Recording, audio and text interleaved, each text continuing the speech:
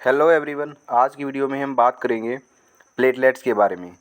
जो ये प्लेटलेट्स होती हैं, इनका काम होता है क्लोटिंग का, यानी कि थक्का बनाना इनका काम होता है।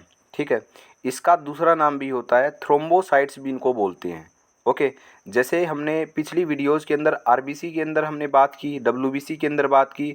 आरबीसी का भी दूसरा नाम होता है रेड ब्लड सेल्स का, तो आरबीसी का दूसरा नाम होता है एर्थ्रोसाइट और डब्ल्यूबीसी का दूसरा नाम होता है ल्यूकोसाइट। वैसे ही प्लेटलेट्स को भी हम एक और नाम से जानते हैं, दैट इज़ कॉल्ड थ्रोम्बोसाइट्स। ये भी आपको पता होना चाहिए।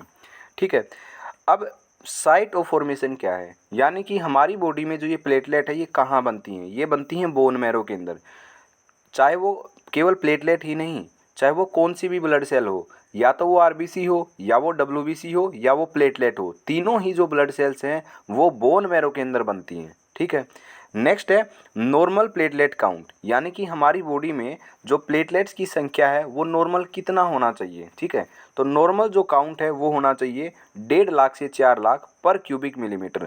तो 1.5 लाख से 4 लाख के बीच में अगर प्लेटलेट हैं तो वो नॉर्मल कंडीशन है। 1.5 लाख से अगर नीचे है तो प्लेटलेट की संख्या घटी हुई है। अगर 4 लाख से ऊपर आता है तो उसकी जो संख्या है वो बढ़ी हुई होती है। तो अब ये जान लेते हैं कि ऐसी कौन सी सिचुएशंस है जब प्लेटलेट की संख्या इंक्रीज हो जाती है और ऐसी कौन सी कंडीशंस हैं जब उनकी संख्या डिक्रीज हो जाती है। तो इंक्रीज कब होती हैं, अगर किसी को इंजरी हुई है तो उसकी बॉडी में प्लेटलेट की संख्या इंक्रीज हो जाएगी। फ्रैक्चर हुआ है या हिमरेज है, ठीक है, इनसाइड बॉडी के अंदर ब्लीडिंग हो रही है, उसका मतलब हिमरेज होता है। ठीक है, तो इन सब सिचुएशंस के अंदर जो प्लेटलेट की संख्या है वो बॉडी के अंदर इंक्रीज हो जाएंगी। डिक्रीज कब होगी वो देखते हैं। अगर किसी को मलेरिया हुआ है तो डिक्रीज हो जाएंगी। डेंगू का कोई पेशेंट है, किसी को डेंगू हुआ है तो उसके अंदर डिक्रीज मिलेंगी। टाइफाइड हुआ है तो भी डिक्रीज मिलेंगी। चिकन पॉक्स किसी को हुआ है, स्मॉल पॉक्स हुआ है, या किसी को वायरल इन्फेक्शन हुआ है, तो किसी भी व्यक्ति को इनमें से कोई भी चीज़ हुई है तो उस कंडीशन के अंदर जो प्लेटलेट की संख्या है वो डिक्रीज यानी कि कम हो जाती है। ठीक है, तो ये वो कंडीशंस थी जिसके अंदर प्लेटलेट की संख्या बढ़ जाती है और घट जाती है। ठीक है, अब मैं आपको एक और पॉइंट बताता हूँ। मैं आपको एक डेंगू का पॉइंट बताता हूँ। आमतौर पर आपने सुना होगा कि डेंगू के अंदर जो प्लेटलेट की संख्या है वो घटती है। ठीक है, ये सबको पता होगा, नॉर्मली सबको पता होगा। ठीक है, इसलिए मैं इसके ऊपर एक पॉइंट बताता हूँ। यहाँ पे जो पॉइंट लिखा हुआ है उसको मैं हिंदी में एक्सप्लेन करता हूँ। देखिए, होता क्या है, डेंगू के अंदर जो प्लेटलेट की संख्या है वो कम हो जाती है। इसलिए डेंगू में ये सलाह दी जाती है कि कभी भी एस्प्रिन टैबलेट डेंगू के पेशेंट को नहीं देनी चाहिए। ठीक है, एस्प्रिन जो डिस्प्रिन नाम से आती है। ओके, एस्प्रिन जो टैबलेट है उसके पास प्रॉपर्टी होती है एनाल्जेसिक, एंटीपायरेटिक और एंटीप्लेटलेट, तीन प्रॉपर्टी होती है। यानी कि वो दर्द को ठीक करती है, बुखार को कम करती है, और उसके पास एंटी प्लेटलेट भी होती है। यानी कि एस्प्रिन अगर हम जब देते हैं तो वो प्लेटलेट की संख्या को, हमारी बॉडी के अंदर जो प्लेटलेट की संख्या है उसको घटा देती है। अब देखिए, डेंगू का जो पेशेंट है उसके अंदर क्या है, ऑलरेडी प्लेटलेट की संख्या घटी हुई है। अगर हमने उसको एस्प्रिन दी, जो कि एस्प्रिन एंटी प्लेटलेट ड्रग है, जो कि प्लेटलेट को घटाने का काम करती है, अगर हमने एस्प्रिन ड्रग डेंगू के पेशेंट को दी तो उसके अंदर जो पहले से प्लेटलेट घटी हुई थी वो और घट जाएंगी। यानी कि जो डेंगू का पेशेंट है उसको और ज़्यादा कॉम्प्लिकेशन होंगी। इसीलिए डेंगू के पेशेंट को कभी भी एस्प्रिन यानी कि जो डिस्प्रिन दवा है वो नहीं देनी चाहिए। आई थिंक आपको ये क्लियर हो गया होगा। ठीक है, अब दूसरी बात करते हैं। मैंने आपसे ब्लड की जो कंपोजिशन ऑफ ब्लड, इसके नाम से एक वीडियो बनाई थी। ठीक है, उसके अंदर मैंने आपको कंपोजिशन बताई थी पूरी, और उसके अंदर फिर लास्ट में एक क्वेश्चन पूछा था कि जब हमको मच्छर काटता है तो क्लोटिंग, जब वो ब्लड सक कर रहा होता है तो वो ब्लड क्यों नहीं जमता है। जो उसकी स्ट्रो होती है, जो आगे से छोटी सी नली होती है जिसके ज़रिए वो खून चूसता है हमारी बॉडी से, तो जब वो सक कर रहा होता है ब्लड तो वो ब्लड क्लोट क्यों नहीं होता है। ये क्वेश्चन मैंने आपसे पूछा था, तो उसका मैं रीज़न आपको देता हूँ।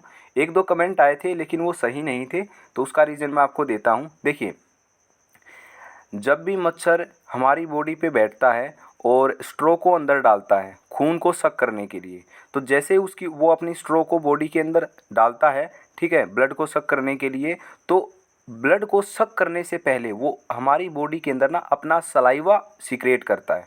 ठीक है, उसके सलाइवा में हिपेरिन नाम की एक चीज़ होती है जो कि होता है एक एंटी कोगुलेंट। यानी कि वो जो हिपेरिन है वो ब्लड को क्लोट नहीं होने देता है। ठीक है, तो ध्यान से समझना मैंने क्या कहा है।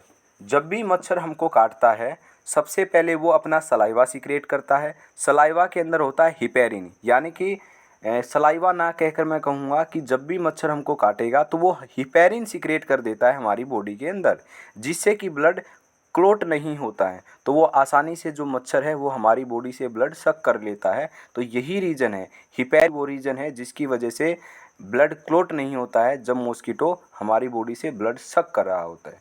ठीक है, वैसे ही जोंक यानी कि लीच, ठीक है, आपने सुना होगा, है ना, वो भी ब्लड सक करती है।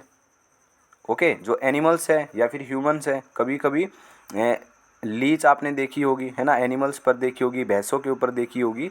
तो वो क्या करती है, वो भी ब्लड सक करती है। तो वो भी ब्लड सक करने से पहले क्या करती है, मच्छर तो चलो थोड़ी देर के लिए ब्लड सक करता है, वो तो बहुत ज़्यादा ब्लड सक करती है जब चिपक जाती है बॉडी के अंदर। ठीक है, तो जैसे ही वो बॉडी पे चिपकती है तो सबसे पहले वो भी एक चीज़ सीक्रेट करती है, वो भी एक एंटीकोगुलेंट जिसको बोलते हैं हिप्यरिन।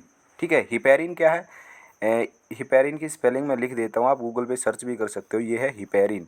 ठीक है, ये हिपेरिन है जो मॉस्किटो के अंदर होता है एंटीकोगुलेंट। एक होता है हिप्यरिन, ये है हिप्यरिन जो कि लीच के अंदर मिलता है। ये भी एंटीकोगुलेंट है जो ब्लड को क्लोटिंग होने से बचाता है। तो इस तरीके से जो मॉस्किटो है और जो लीच है वो कॉन्टीन्यूसली ब्लड सक कर सकती है विदाउट क्लोटिंग ऑफ ब्लड। ठीक है, तो ये इसका एग्जैक्ट रीज़न था। ओके, तो ये थी आज की हमारी वीडियो। आई होप आपको पसंद आई होगी। ठीक है, तो आज मेरा थोड़ा गला भी ख़राब है, शायद आपको आवाज़ चेंज भी लग रही होगी। ठीक है, इससे पहले हमने आरबीसी और डब्ल्यूबीसी के ऊपर भी वीडियो बनाई है। अगर आपने वो वीडियो अभी तक नहीं देखी है तो उन दोनों वीडियोस का जो लिंक है वो इसी वीडियो के डिस्क्रिप्शन बॉक्स के अंदर मिल जाएगा। और जल्द ही हम एंटीबायोटिक के ऊपर भी वीडियो लेके आने वाले हैं। तो एंटीबायोटिक्स के बारे में बहुत सारी चीज़ें क्लियर नहीं हैं बच्चों को, तो वो सब क्लियर मैं आपको करवाने वाला हूँ। ठीक है, तो एंटीबायोटिक्स को बिल्कुल एक इजी लैंग्वेज में आपको समझाने वाला हूँ ताकि आपके सारे डाउट्स आपको क्लियर हो जाएंगे। ओके, तो चलिए आज की वीडियो में इतना ही, तो मिलते हैं नेक्स्ट वीडियो के अंदर।